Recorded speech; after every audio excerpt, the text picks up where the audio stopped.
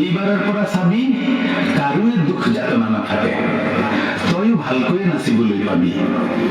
যদিহে কিবা হয় তোৰ কিবা হলে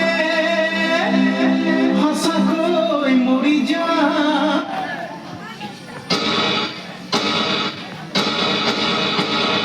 এইবাৰৰ পৰা চাবি কাৰোৱে দুখ যাতনা নাথাকে, তইও ভালকৈ নাচিবলৈ পাবি। যদিহে কিবা হয় তোৰ কিবা হলে সঁচাকৈ মৰি যাম।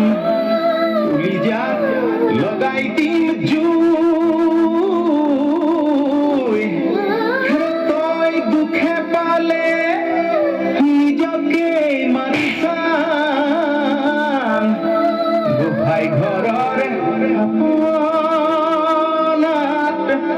চুই লখিমী গোহাঁই ঘৰৰ থাপনাত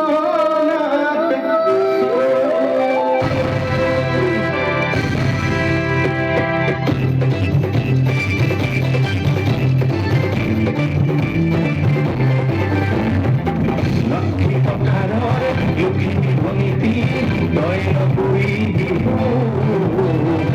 এইবাৰ শুনিছো স্বৰ্গৰ ঈশ্বৰে নচোৱাৰ হেৰিব। লক্ষ্মী পথাৰৰ লখিমী ভনীতি তই নকৰি দিব। এইবাৰ চাবিচোন সঁচাই কৰিব ৰাইজৰ যাতনাটো। ভিক্টোৰিয়া মই বীৰ লাচি সদায় ঘাটতে আছো হিৰৈ। সমপাপুৰীয়া মই বীৰ চিলাৰাই বাধা বিঘিনি কোনেও দিদি থৈ। তোৰ সমুখৰ তোৰ বাধা জুই নিমিষতে নাচিবলে।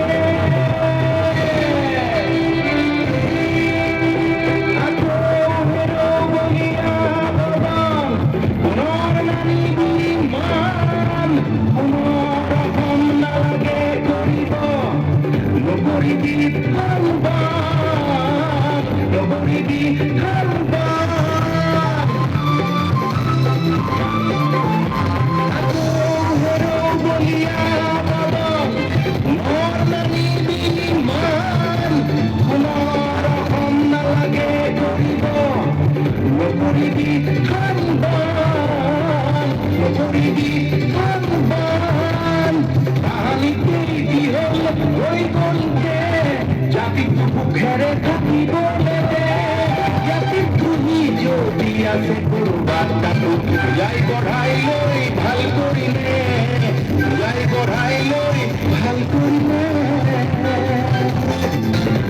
গোটেই অসমখনেই দেখোন তাহাৰিৰে পৰা শৰীৰৰ কেঁচা তেজেৰে মাটি ৰঙা কৰা ৰঙা মোৱা ফুলৰ ৰামী পথাৰ।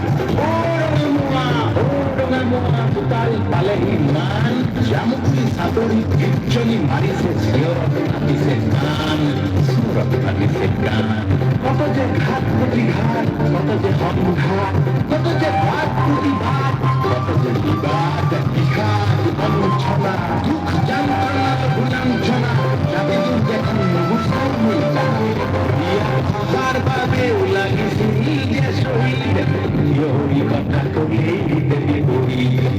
মই মুজাম্মিল হক, অসমৰ সেই যে প্ৰথম ভাষা আন্দোলন মনত পৰেনে?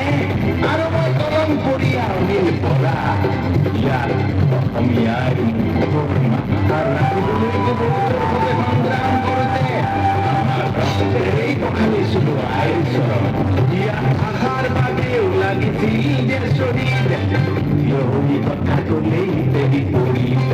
দেশৰ বাবেই কথা হ'ল যে শহীদ, নিজৰ পুৰণ দিন হয় বহু পুৰতি।